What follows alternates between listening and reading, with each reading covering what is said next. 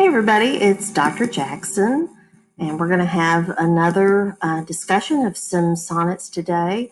Today we're going to look at sonnets by Shakespeare, and I don't really need to tell you a whole lot about him because you've been having teachers freak out over him for a long, long time. To be honest with you, I am not a Shakespeare junkie.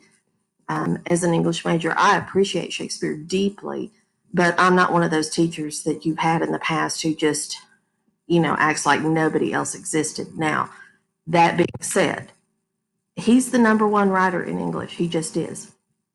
There's nobody else like him. There's nobody else who did what he did. He could write just in every single style and succeed in it really, really well. And then he took the sonnet form that we've already looked at with Petrarch, and he kind of flipped it around and made it his own. He's also famous because he coined or kind of invented a whole bunch of words that we use all the time, all day, every day. There are websites that are devoted to that. There are books about Shakespeare's vocabulary. So if you say things like give a dog its day or one fell swoop or the lady protests too much, all those things came from Shakespeare. So we just can't negate the impact that he has on our culture and on our language because he's just the centerpiece of everything. So even though he's not really my guy, he still is the guy. So we're going to look at just a few of his sonnets, not all 154. And just as you did with Petrarch, if you will, go ahead and stop and print out a copy of the sonnets and get yourself some paper and a pen because it's going to be a lot more helpful to you to take some notes while you're listening to this. So you go ahead and go do that, and I'll wait. And when you come back, we'll get going. All right, well, let's go ahead and look at Shakespeare. Okay, first what we're going to look at is how he took the sonnet and made it his own. When Shakespeare writes a sonnet, and his sonnets are sometimes called Shakespearean or English sonnets, and they are slightly different in terms of the form. Instead of having that octet and sestet, he took it and made it into a different division of lines. So he has 3 quatrains in his sonnets. So he has 3 stanzas of 4 lines. And often at the end of the third quatrain, he'll have a volta or turn. That's where the mood of the poem will kind of shift and the poet expresses a turn of thought. So rather than having that problem solution format like we had with Petrarch, this is a little bit different with Shakespeare. Sometimes he still does have that problem solution format, but more typically he has the quatrain, that 12 lines of poetry, and then there's a volta, there's a turn at the end of it. And you'll see what I'm talking about once we start reading these poems together. So then the poem ends with a couplet. We get those 2 extra lines, so we still have 14 lines in a Shakespearean sonnet, just like we would in a Petrarchan sonnet. But we have a couplet, 2 little lines of verse. Usually they're of the same meter of a rhyme. Sometimes they provide a little encapsulation of what's happened in the sonnet. Sometimes they're just a little coda, just C-O-D-A, just a little ending to the poem. Sometimes they seem like they fit. Sometimes they seem like, what is he talking about? And he may do that on purpose. Hang on just a second. Okay. I told you, cough drops in cold water. I cough all day, every day, without COVID. So there you go. All right, so let's start with Sonnet 18. And as we look at these, some of these, I think you probably will have heard parts of them before because they're so famous. All right, shall I compare thee to a summer's day? Thou art more lovely and more temperate. Rough winds do shake the darling buds of May, and summer's lease hath all too short a date. Sometimes too hot the eye of heaven shines, and often is his gold complexion dimmed, and every fair from fair sometimes declines, by chance or nature's changing course untrimmed, But thy eternal summer shall not fade, nor lose possession of that fair thou owest, nor shall death brag thou wanderest in his shade, when in eternal lines to time thou growest. So long as men can breathe or eyes can see, so long lives this, and this gives life to thee. So this poem to me seems to be fairly straightforward. He's saying, you're so beautiful, my love. And we, again, just as with Petrarch, we cannot assume that the speaker is Shakespeare. The speaker may just be a speaker. So the speaker is saying, do you want me to compare you to a summer's day? Because you're prettier than a summer's day. Sometimes a beauty fades and complexions dim, but you're still pretty to me. Nothing makes me change the way I think about you. Now, if we're going to do the same thing that we did with Petrarch's sonnets in our last lesson, we can look at words in this poem too. And we've got lots of words in this particular poem about weather. Lots of words about weather. So here's summer and temperate. That means kind of an even temperature, kind of mild, kind of like the temperature's been here lately in the 70s where it's been really, really nice. Darling buds of May, in springtime when it just starts to get warm and some mornings it's still a little cold and you have all the flowers budding out. And then we've got summer and too hot and gold complexion. The sun, sometimes the sun gets a gold complexion. And this and every fair from fair sometimes declines. We could read that as, some days you don't look as good as others, but you still look good. Okay, and then we've got nature and summer and shade. Okay, so lots of images about weather. So there's that you could play with in this poem. But this does seem to be fairly straightforward. That doesn't mean there couldn't be another interpretation of it that you can come up with. Okay.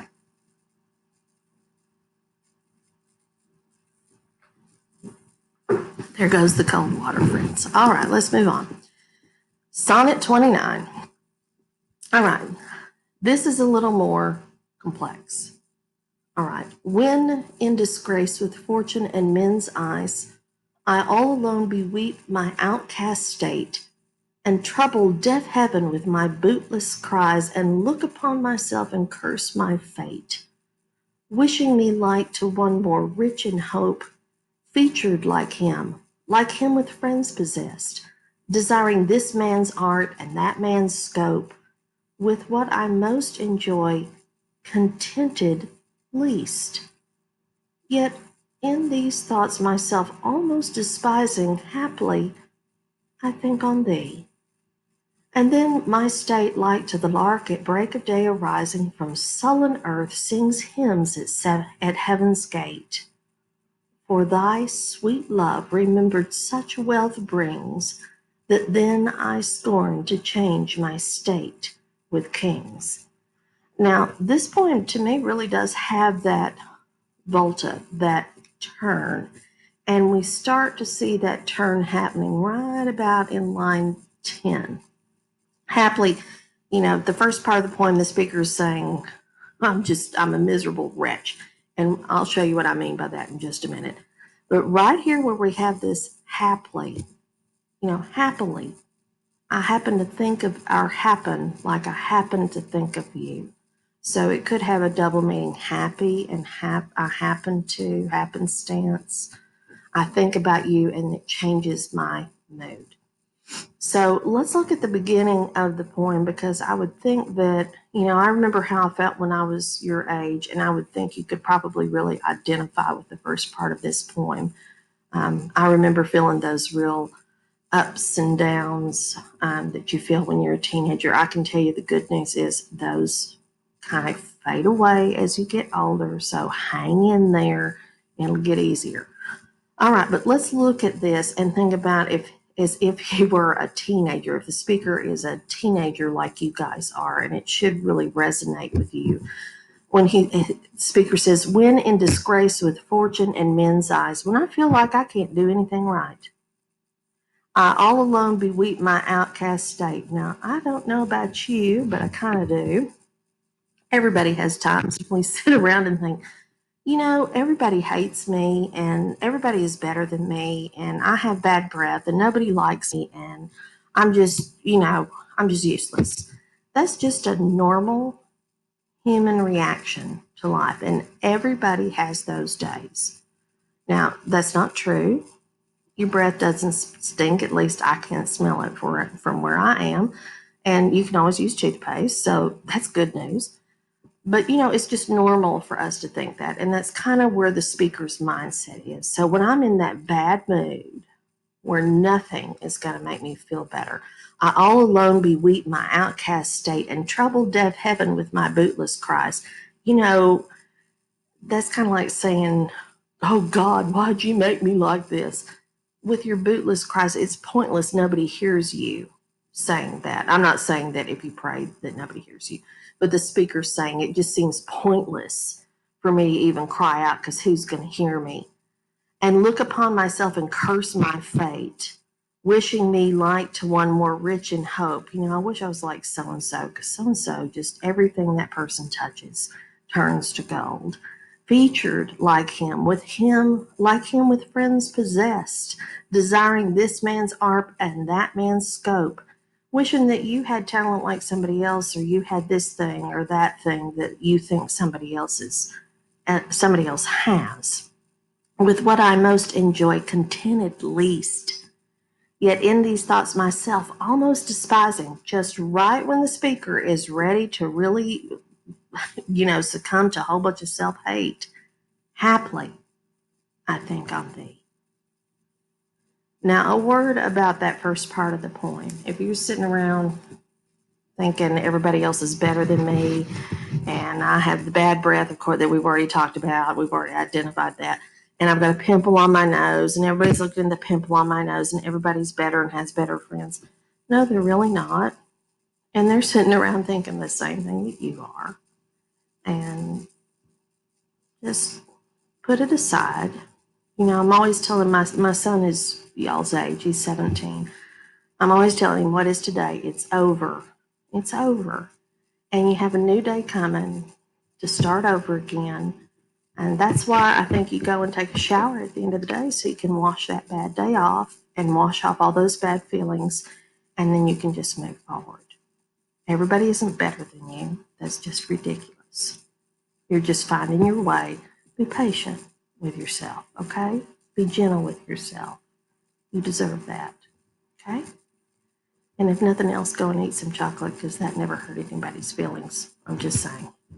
Okay, so that's Sonnet 29. Again, I'm not going to explain every single thing in these because I want to leave some room for you guys to come up with your own interpretations. Okay, let's move on. Sonnet 73. Now, I like this poem, maybe because, I'm 900 years old. You guys only have that teeny tiny picture of me. I'm 58, so I'm a lot older than y'all, and I feel this poem a lot more. Okay. That time of year thou mayst in me behold, when yellow leaves, or none, or few, do hang upon those boughs which shake against the cold. Bare ruined choirs relate the sweet birds sang. In me thou seest the twilight of such day as after sunset fadeth in the west, which by and by black night doth take away, death's second self that seals up all in rest. In me thou seest the glowing of such fire that on the ashes of his youth doth lie, as the deathbed whereon it must expire, consumed with that which it was nourished by.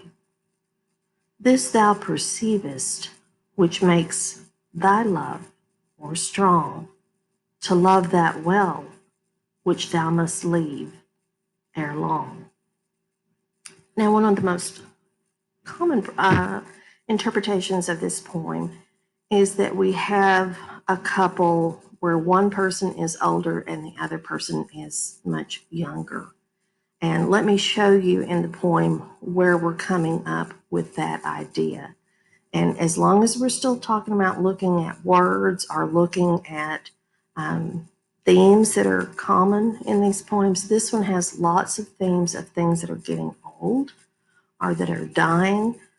So typically in literature, if something is set in the autumn, the autumn is when things start to die off. If we look out right now, I have a sweet gum tree in my yard, and the leaves are starting to turn yellow and fall off. And it's time to pull up all of the summer plants. Things are dying off. So there are lots of images like that in this poem.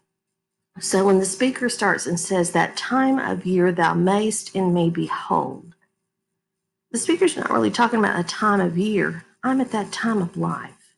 You look at me and you may see that time of year thou mayst in me behold.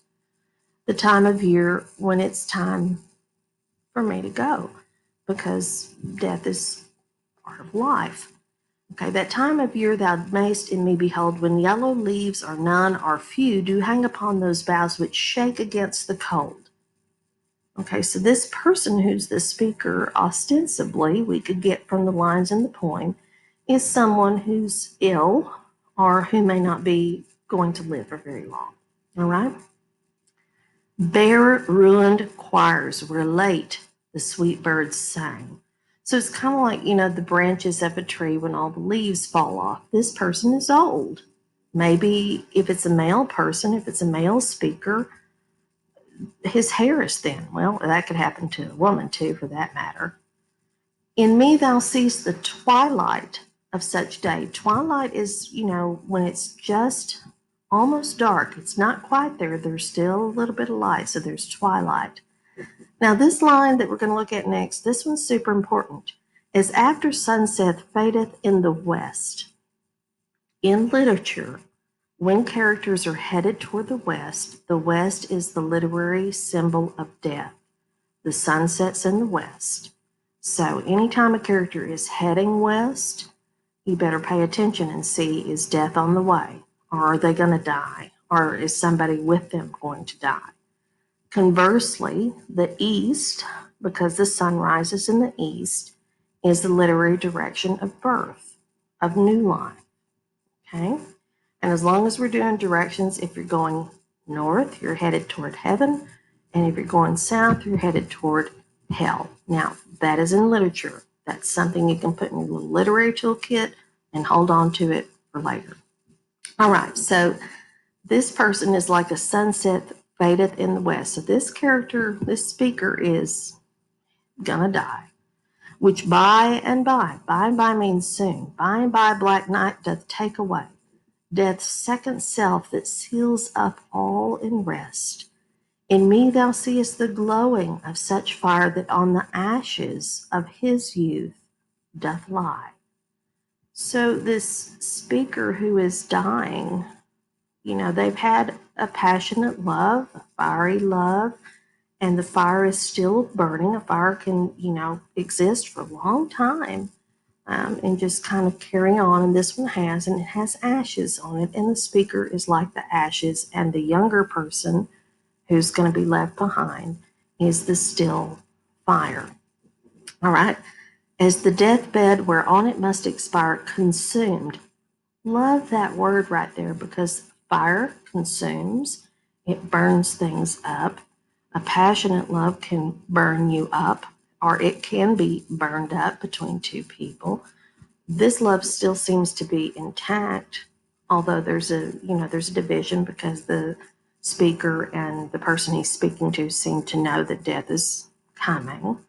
Okay, so that's this poem. It's about a May-December romance. If you ask your mom and dad what May-December romance is, I'll bet they'll know. Okay, here we go. Now, if you've seen the movie Sense and Sensibility with Kate Winslet in it, and if you haven't, what are you doing? You need to go see it. You can stream it on Netflix. I'm just saying, or on Amazon Prime.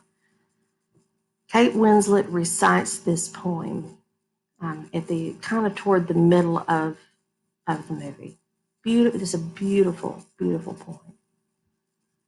All right, let me not to the marriage of true minds admit impediments. Love is not love which alters when it alteration finds, or bends with the remover to remove. Oh no, it is an ever fixed mark that looks on tempests and is never shaken.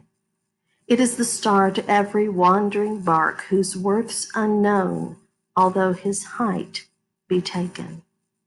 Love's not time's fool, though rosy lips and cheeks within his bending sickle's compass come.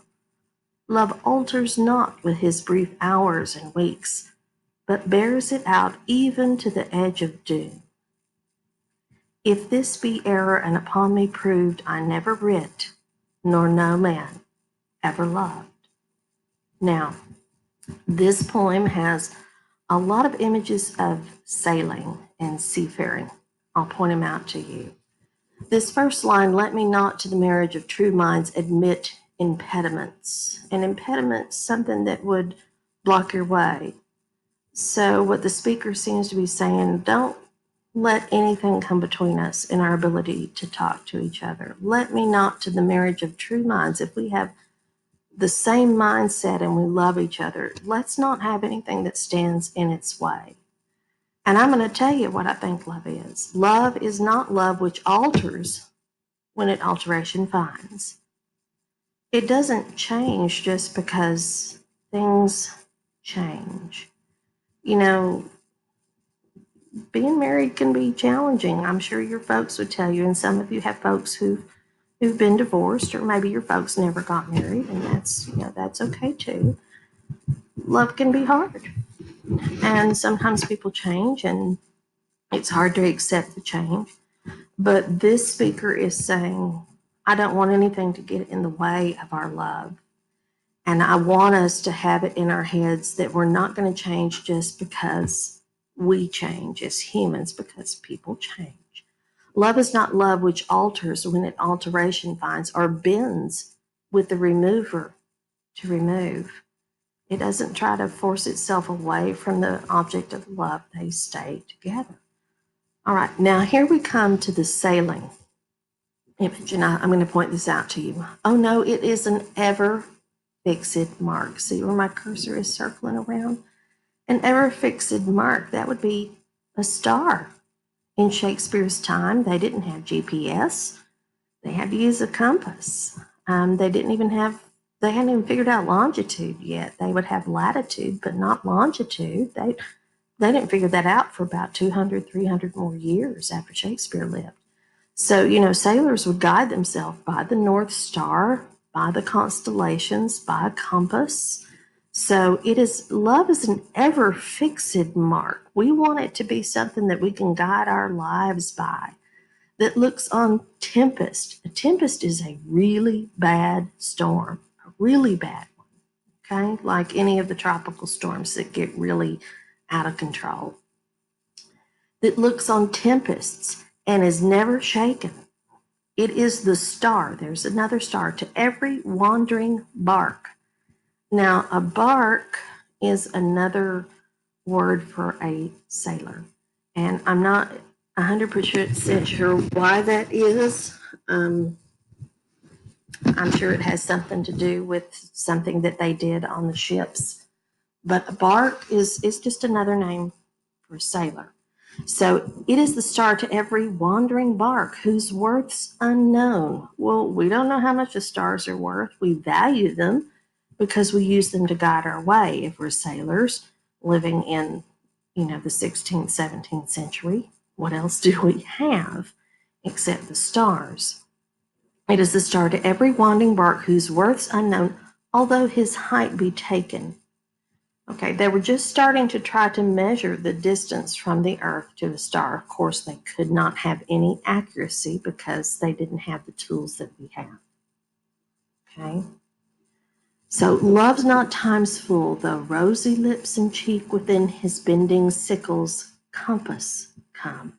A sickle is a kind of a hooked tool that you use to reap grain before they had John Deere tractors. They would use a sickle, and that's how they would reap grain. The sickle is on the Russian flag. So you've probably seen one before if you've seen any human version of death. Death is always, the Grim Reaper is always carrying a sickle. All right, so the sickle, its compass it comes within the compass, within the area that we can measure. Well, death, it comes to every.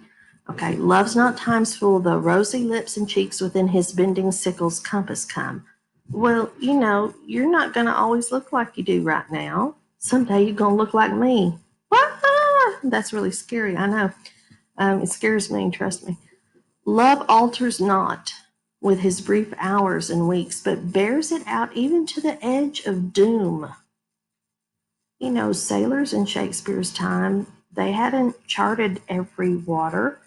So going pretty far could be going toward doom because you didn't know where you were or how you were going to get back.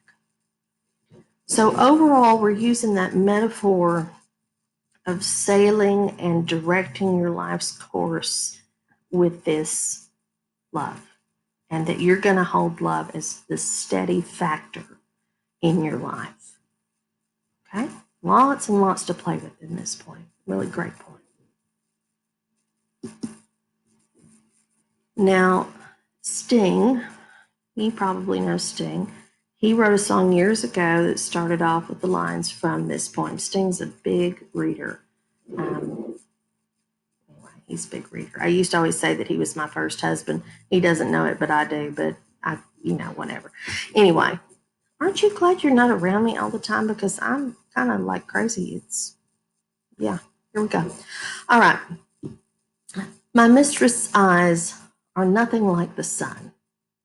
Coral is far more red than her lips red. If snow be right, why then her breasts are dun. If hairs be wires, black wires grow on her head. I have seen roses damasked, red and white, but no such roses see I in her cheeks. And in some perfumes is there more delight than in the breath that from my mistress reeks. I love to hear her speak, yet well I know that music hath a far more pleasing sound. I grant I never saw a goddess go. My mistress, when she walks, treads on the ground. And yet, by heaven, I think my love as rare as any she belied, with false compare. Now, when you first read this poem, it sounds like he's insulting his girlfriend. I mean, he's saying, my mistress's eyes are nothing like the sun. Well, if they're not bright and shiny like the sun, they're nothing like it. That must mean they're dull. Coral is, it comes from the ocean. It's a gemstone. It's not a valuable gemstone. It has all sorts of different colors. It can be turquoise. It can be kind of red. It can be kind of a pinky orangey color. But he says coral is far more red than her lips red. If snow be white, then her breasts are dun. Dun is dark, not pretty. So he's not saying that her breasts don't look good either. If hairs be wires, black wires grow on her head.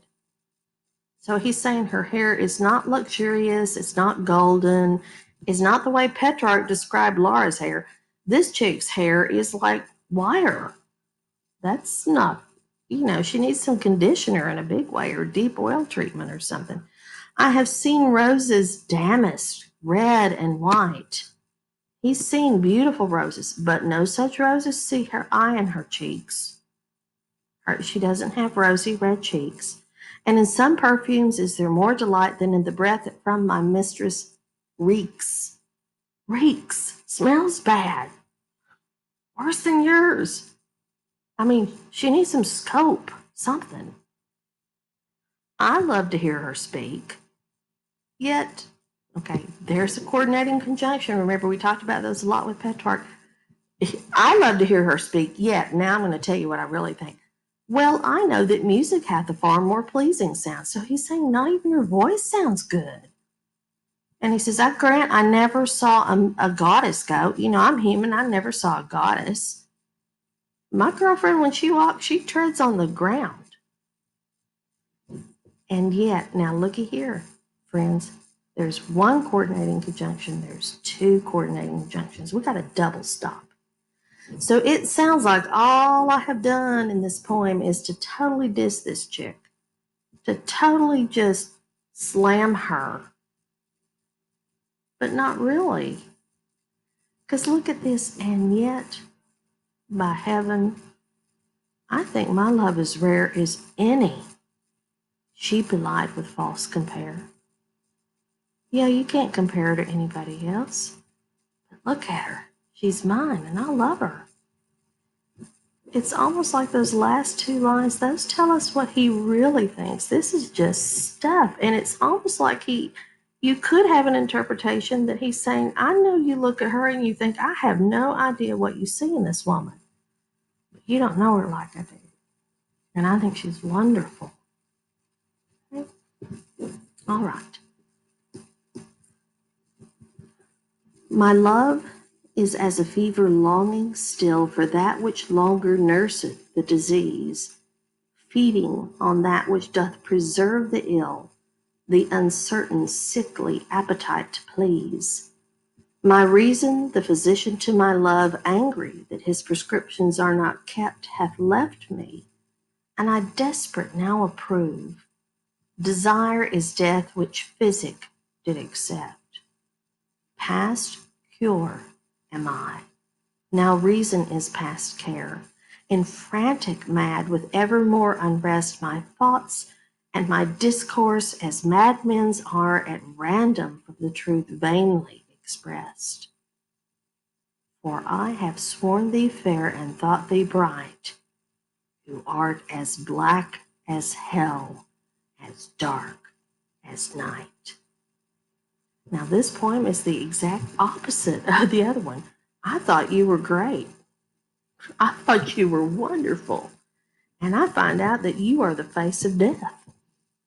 Let's look at how Shakespeare has this speaker go about that. My love is as a fever longing still. Either you have or you know somebody who has had a love relationship with somebody that has just gone wrong, and everybody knows it's wrong, and that one person's bad for the other person, but one of those people in the couple just is still burning for that other person. My love is as a fever longing still. So even though the speaker, we know because we read all the way through the poem, we know that the speaker is going to say, you're awful. The speaker still loves this person. It is a fever longing still. I still have the fever. I still burn for you.